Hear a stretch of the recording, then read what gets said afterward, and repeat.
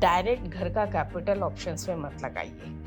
मैं 0 DTE मतलब same day expiry के ट्रेड्स नहीं करती। टेक्निकल सीखने की जरूरत नहीं है, it is very very simple. आप इसे एकदम आराम से देख सकते हैं। इसको हम ऑप्शंस में भी यूज कर सकते हैं, कैश में भी यूज कर सकते हैं, लेकिन जो 20% बचता है ना, वो जैकपॉट टाइप के ट्रेड्स होते हैं। For 200 point bank Nifty scalping के लिए बहुत सही होता है।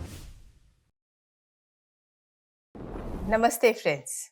बहुत बार ऐसा होता है कि हम छोटे छोटे पैटर्न्स, स्विंग ट्रेडिंग हमारी नजरों के सामने से आते हैं, निकल जाते हैं और ध्यान नहीं जाता।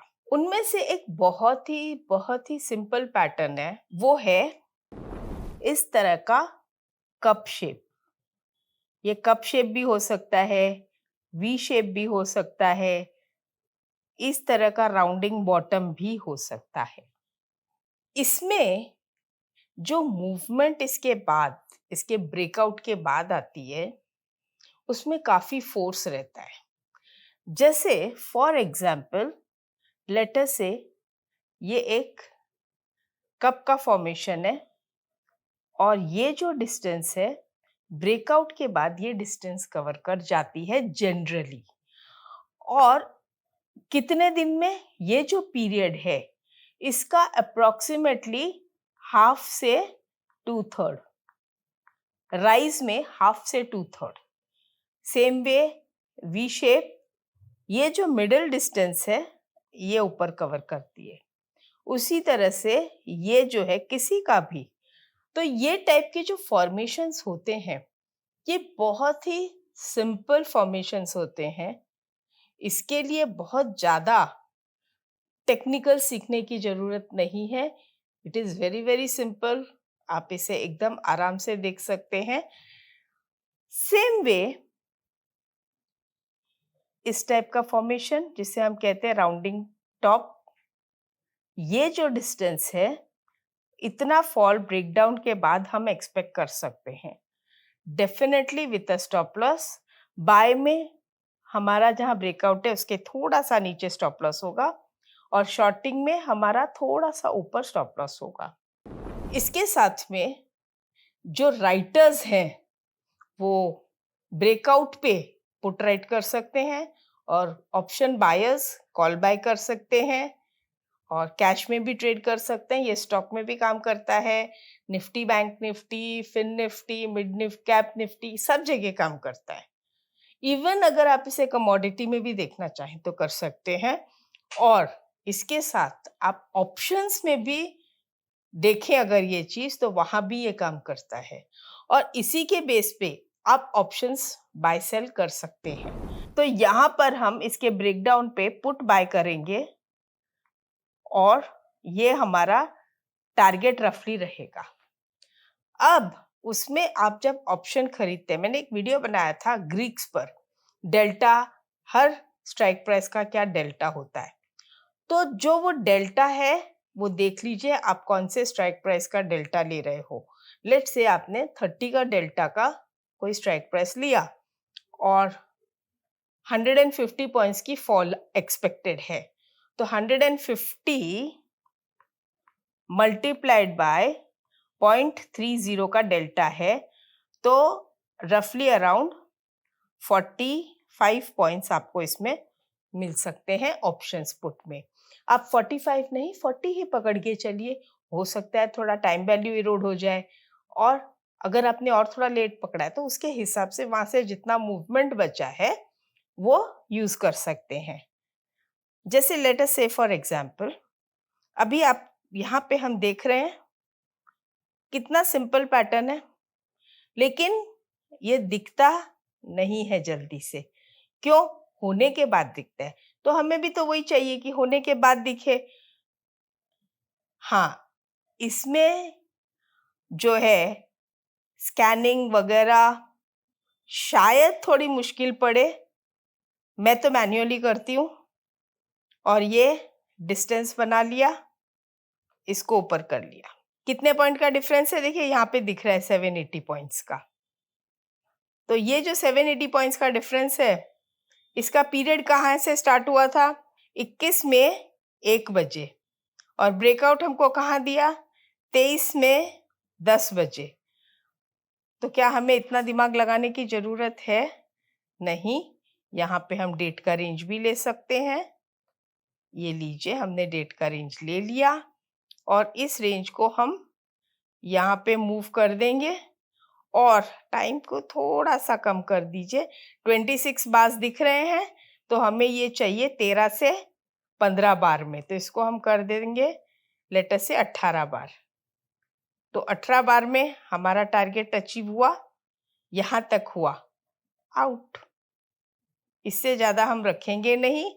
अगर 18 चाहिए तो हमको यहाँ पर निकलना ही निकलना पड़ेगा। कितना डिस्टेंस था? 780। हमें मिला? जी बिल्कुल मिला। कितना मिला? ये हमारा लेटर से हम यहाँ पे निकल गए, तो हमें कितना डिफरेंस मिला? फिर भी 670 पॉइंट्स का डिफरेंस मिला। 500 पकड़ लीजिए। ये है फ्यूचर्स या स्पॉट। अगर 500 पॉइंट बैंक निफ्टी में मिल सकता है तो आपने 30 की डेल्टा का ऑप्शन लिया है, तो कितना हो जाएगा? 150 रुपया। अगर 20 की डेल्टा मतलब ओटीएम लिया है तो कितना हो जाएगा? 100 रुपया। इस तरह से हम ये काम करते हैं। हाँ, एक सबसे इम्पोर्टेंट चीज, मैं 0 DTE मतलब सेम डे एक्सपायरी के ट्रेड्स नहीं करती। मैं हमेशा एक वीक आगे चलती हूँ या मंथ के ऑप्शंस ही प्रेफर करती हूँ।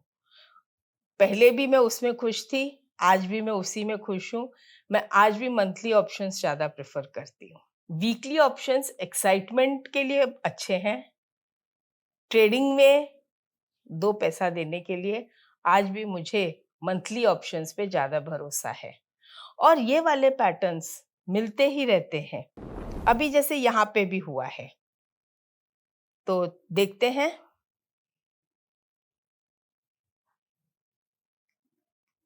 अभी ये चीज यहाँ पर भी हुई है, तो इसके अंदर भी अगर हम देखेंगे तो प्राइस रेंज यहाँ से यहाँ होनी चाहिए। अच्छा, कितने टाइम पीरियड में? तो हम बार निकालेंगे कितना? Date range.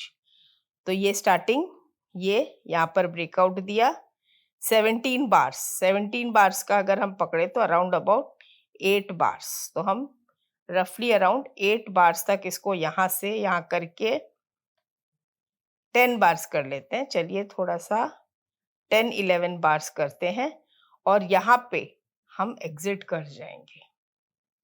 अगर आप ये वीडियो अब तक देख रहे हैं तो आई एम श्योर कि आपको ऑप्शन ट्रेडिंग में इंटरेस्ट है, पर क्या आप कॉन्फिडेंट इनफ हो ट्रेड करने के लिए? एक प्रॉफिटेबल ऑप्शन ट्रेडर बनने के लिए आपका ये जानना जरूरी है कि आपको ऑप्शन बाई करना चाहिए या सेल, और डिफरेंट मार्केट डायरेक्शंस में कैसे ट्रेड करना चाहिए। अपसर्च के प्लेटफॉर्म पे ज्योति बुधिया मैम ने सारे कॉन्सेप्ट सिंपल लैंग्वेज और प्रैक्टिकल एग्जांपल्स के साथ सिखाए हैं, तो आज ही एनरोल कीजिए और एक कॉन्फिडेंट ट्रेडर बनिए। प्राइस स्टॉप लॉस या टाइम स्टॉप लॉस, जो पहले आ जाए हम उसमें निकल जाएंगे, उसके आगे का हम नहीं देखेंगे। इसके बाद भी अगर मुझे 60% का स्ट्राइक रेट मिलता है तो मैं खुश हूं उसमें, बिकॉज 60% का स्ट्राइक रेट मतलब 40 गलत नहीं होते, उसमें से 15% या 20% तो कॉस्ट टू कॉस्ट निकल जाते हैं। 20% में एसएल हिट होता है, और जो 60% का स्ट्राइक रेट है उसमें भी 40 में कोई खास प्रॉफिट नहीं है, लेकिन जो 20% बचता है ना, वो जैकपॉट टाइप के ट्रेड्स होते हैं। तो वो जो चीज होती है, ओवरऑल मंथ एंड में घर में 2 पैसा आ जाए, आई एम वेरी हैप्पी। ये कहावत है कि 2 पैसा कमा लिया तो बस मजा आ जाता है, बट 2 पैसे से क्या होता है आजकल। बट हम सिस्टम चेंज यहाँ पे नहीं करेंगे। एसएल हिट, ये बाद में आप कहोगे कि ये नीचे चला गया, ऊपर चला जाएगा, ये हो जाएगा, वो हो जाएगा, बोलना बहुत आसान है। अगर एडवांस में पता चल जाए कि कल क्या होने वाला है तो फिर चार्ट्स देखने की क्या जरूरत है। डेटा देखने की क्या जरूरत है? कुछ देखने की जरूरत नहीं है, पता है ना फिर कल क्या होने वाला है। तो इसीलिए वैसे भी मैं सबसे कहती हूँ, मैं ज्योति हूँ, ज्योतिषी नहीं। तो मैं तो जो चार्ट बोलता है वही करती हूँ। अब यहाँ पे अगर हम देखें, ये जितने भी स्विंग लोज हैं, अच्छा इसे ढूंढते कैसे हैं? तो जितने भी स्विंग लोज है ना, वहां पे एक हॉरिजॉन्टल लाइन बना दीजिए। तो क्या बन गया आपका ये बन गया राउंडिंग टॉप। और इसका टारगेट प्राइस रेंज, इस प्राइस रेंज को हम नीचे लाएंगे। कब तक आना चाहिए? फॉल जो है वो हाफ पीरियड, तो यहां से यहां तक अगर हमने लिया तो 21 बार है।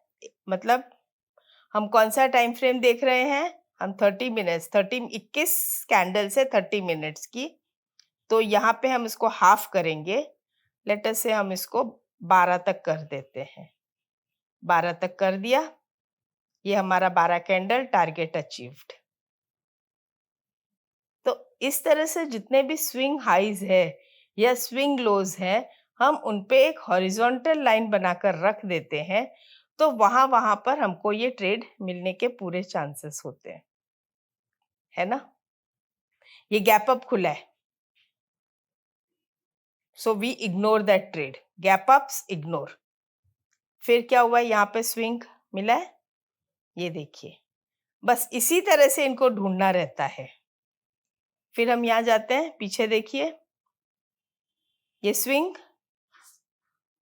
ये तो सीधा गैप डाउन ही खुला है, मुझे नहीं पता था गैप डाउन खुल जाएगा। ये देखिए स्विंग, सब स्विंग्स पे आप बना के रखिए, आपका काम हो जाएगा। अभी छोटा दिखता है, छोटा है 46,900, 46,700 for 200 point bank Nifty. Scalping के लिए बहुत सही होता है।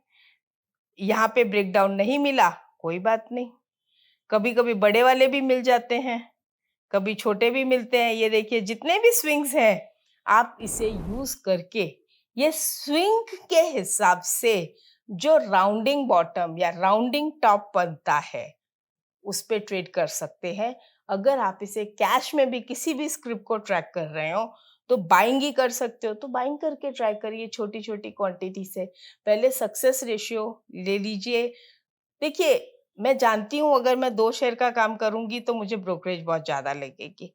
फिलहाल मेरा कंसंट्रेशन ब्रोकरेज पे नहीं होके सक्सेस रेशियो पे ज्यादा है।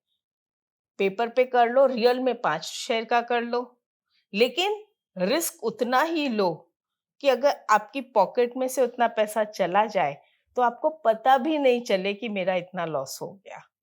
ऐसा लॉस मत होने दो कि आप बुरी तरह से हिल जाओ, आपके लिए कल का दिन उगना भारी हो जाए। फिगर्स जो है हजारों लाखों के लॉस में चला जाता है। क्यों?